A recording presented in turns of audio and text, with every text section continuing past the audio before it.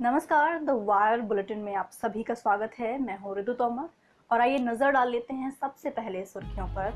महाराष्ट्र के पालघर में 2 साधुओं सहित 3 की पीट कर हत्या, 110 गिरफ्तार।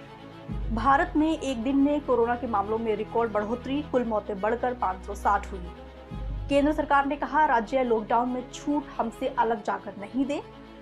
आईसीएमआर ने कहा, देश में कोरोना के 80% मामलों में नहीं दिखे लक्षण। और कनाडा के इतिहास की सबसे घातक गोलीबारी, 16 लोगों की मौत। और अब खबरें विस्तार से। महाराष्ट्र के पालघर जिले में 3 लोगों की मॉब लिंचिंग के 3 दिन बाद मॉब लिंचिंग का एक और नया मामला सामने आया है। दरअसल पालघर में ही 2 साधुओं सहित कुल 3 लोगों की भीड़ ने पीट कर हत्या कर दी। ये घटना 16 अप्रैल शाम की है।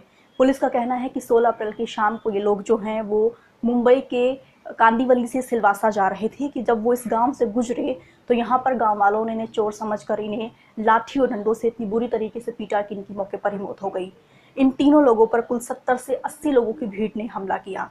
इस घटना का एक वीडियो भी सोशल मीडिया पर वायरल हुआ है, जिसमें देखा जा सकता है कि जब मौके पर पुलिस पहुंची और इन पीड़ितों को बचा के लेके जा रही थी तो इस भीड़ ने पुलिस की वैन पर हमला किया और पीड़ितों को जो है एक तरीके से वैन से बाहर निकाला और इन पर एक बार फिर दोबारा वो भीड़ टूट पड़ी, जिसके बाद कुछ पुलिसकर्मी भी घायल हुए इस घटना में और साथ ही इन तीनों लोगों ने मौके पर ही दम तोड़ दिया।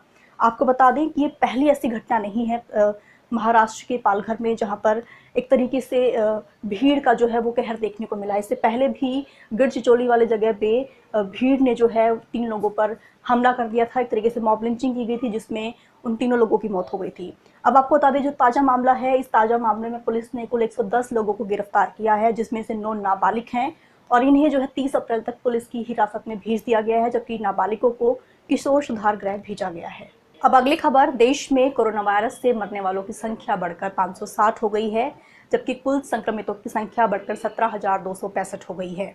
इसके साथ ही इससे पहले रविवार को कोरोना वायरस से एक दिन में सबसे ज़्यादा मामले दर्ज हुए थे। रविवार को कोरोना वायरस से 1,612 मामले दर्ज हुए थे, यानी एक दिन में ये अब तक की सबसे बड़ी संख्या है। एक दिन में यानी सिर्फ रविवार को ही 1,612 नए मामले कोरोना वायरस के सामने आए थे। इसके अलावा बीते 2 घंटों में महाराष्ट्र और गुजरात में सबसे ज़्यादा मौतें हो चुकी है। बीते 2 घंटों में महाराष्ट्र में 12 जबकि गुजरात में 10 मौतें हो चुकी हैं। और महाराष्ट्र जो है वो एक तरीके से ऐसा देश का पहला राज्य बना हुआ है जहाँ पर संक्रमितों और मृतकों की संख्या सबसे ज़्यादा है। अब अगर मैं गोवा की बात करूँ तो गोवा से एक अच्छी खबर आई है। गोवा देश का ऐसा पहला राज्य बन गया है जो पूरी तरीके से कोरोना मुक्त हो गया है। अब अगर मैं दुनिया भर की बात करूं तो दुनिया भर में कोरोना वायरस से अब तक जो है वो 1,65,000 से ज़्यादा मौतें हो चुकी हैं, जबकि संक्रमित लोगों की संख्या जो है वो 24 लाख का आंकड़ा पार कर चुकी है।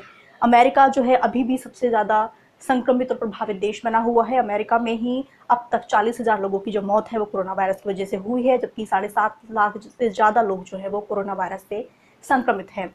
अमेरिका और इटली के बाद जो है स्पेन में सबसे ज़्यादा मौतें हुई हैं। एक तरीके से स्पेन में 20,000 से ज़्यादा मौतें हो चुकी है, जबकि इटली में ये जो आंकड़ा है वो 23,660 है। इसके अलावा इराक से आज एक खबर आई। इराक ने न्यूज एजेंसी रॉयटर्स पर जो रोक लगी थी उसको हटा दिया है। आपको बता दें कि इस महीने की शुरुआत में ही इराक ने कोरोना संबंधी खबर को लेकर न्यूज एजेंसी रॉयटर्स का लाइसेंस रद्द कर दिया था, लेकिन आज इराक ने जो है रॉयटर्स को बहाल कर दिया है, उसका लाइसेंस जो उसको वापस दे दिया है। इसके अलावा फ्रांस, ब्रिटेन और पाकिस्तान में लगातार मौतों का आंकड़ा बढ़ रहा है। फ्रांस में मृतकों की संख्या 19,000 का आंकड़ा पार कर चुकी है, ब्रिटेन में 16,000 का आंकड़ा पार कर चुकी है, पाकिस्तान में जो है वो संक्रमितों की संख्या बढ़कर 8,516 हो चुकी है, जबकि चीन और दक्षिण कोरिया ये ऐसे देश हैं जहां पर कोरोना वायरस के मामले घटे हैं। एक तरीके से अफगानिस्तान से खबर आई है कि अफगानिस्तान के राष्ट्रपति कार्यालय के 20 कर्मचारी जो हैं वो कोरोना वायरस से संक्रमित पाए गए हैं।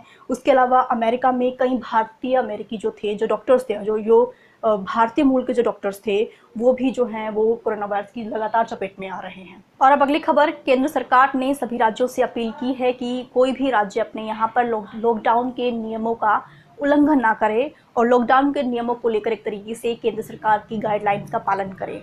आपको बता दें कि इसे लेकर केंद्र सरकार ने सभी राज्यों और केंद्र शासित प्रदेशों को एक पत्र लिखा है और उसमें कहा है कि कोई भी राज्य जो है अपने यहाँ पर लॉकडाउन के प्रतिबंधों में ढील ना दें, क्योंकि इससे कोरोना वायरस का जो संकट है वो और ज़्यादा गहरा सकता है।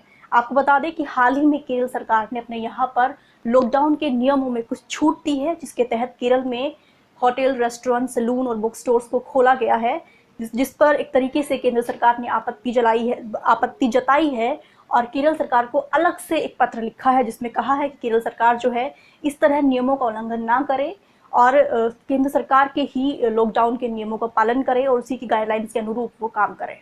अब अगली खबर, भारतीय चिकित्सा अनुसंधान परिषद यानी ICMR के एक प्रमुख वैज्ञानिक का कहना है कि भारत में कोरोना वायरस से संक्रमित 80% मामले ऐसे हैं जिनमें कोरोना का कोई लक्षण दिखाई ही नहीं दिया, जो कि चिंता का विषय है। ICMR के जो प्रमुख वैज्ञानिक हैं गंगा खेड़कर, उनका साफ तौर पर कहना है कि ये चिंताजनक स्थिति है और इसके लिए कॉन्टैक्ट ट्रेसिंग के अलावा कोई और विकल्प नहीं बच जाता। उन्होंने प्लाज्मा थेरेपी के एक सवाल पर कहा कि अभी प्लाज्मा थेरेपी को लेकर अलग अलग तरीके के ट्रायल्स चल रहे हैं और इसमें महीनों का समय लग सकता है। यानी एक तरीके से गंगा खेड़कर ने साफ कर दिया है कि जरूरी नहीं है कि किसी व्यक्ति के अंदर कोरोना वायरस के लक्षण नहीं है तो वो कोरोना वायरस से संक्रमित नहीं होगा। हो सकता है कि कोरोना के टेस्ट में वो कोरोना पॉजिटिव पाया जाए, क्योंकि देश भर में 80% मामले ऐसे सामने आए हैं जहाँ पर कोरोना वायरस के लक्षण जो थे वो नहीं दिखाई दिए, लेकिन वो शख्स जो था वो कोरोना वायरस से संक्रमित पाया गया। और अब बुलेटिन की आखिरी खबर, कनाडा के इतिहास में गोलीबारी की सबसे घातक घटना में 16 लोगों की हत्या कर दी गई। ये घटना दरअसल कनाडा के नोवा स्कोटिया प्रांत की है, जहां पर जो हमलावर है वो दरअसल पुलिस की वर्दी पहने हुए था और वो पुलिस की वर्दी पहनकर लोगों के घरों में घुसता रहा और उन्हें गोलियों से भूनता रहा। बाद में पुलिस ने इस हमलावर को मार गिराया, जिसकी पहचान 51 साल के गैब्रियल वॉटमैन के तौर पर हुई है। पुलिस का कहना है कि व्यक्ति जो था एक तरीके से डेंटिस्ट था और ये बंदूक लेकर सुबह जो है लोगों के घरों में घुसता है और उन्हें गोलियों से छलनी कर देता है। इस पूरी घटना में जिन 16 लोगों की मौत हुई है उसमें एक पुलिस अधिकारी भी शामिल हैं। बता दें कि कनाडा में बड़े पैमाने पर गोलीबारी की कम घटनाएं सामने आती हैं, क्योंकि कनाडा में अमेरिका की तुलना में ज़्यादा सख्त बंदूक नियंत्रण कानून है। आज बुलेटिन में सिर्फ इतना ही। देश दुनिया की तमाम खबरों के लिए आप द वायर की हिंदी, अंग्रेजी, उर्दू और मराठी वेबसाइट से जुड़े रहें। तब तक के लिए शुक्रिया, नमस्कार। द वायर के और वीडियोस देखने के लिए सब्सक्राइब करें और बेल आइकन पर क्लिक करें। स्वतंत्र पत्रकारिता की आर्थिक मदद करने के लिए डिस्क्रिप्शन में दिए गए लिंक पर जाएं और अपनी राशि चुनें।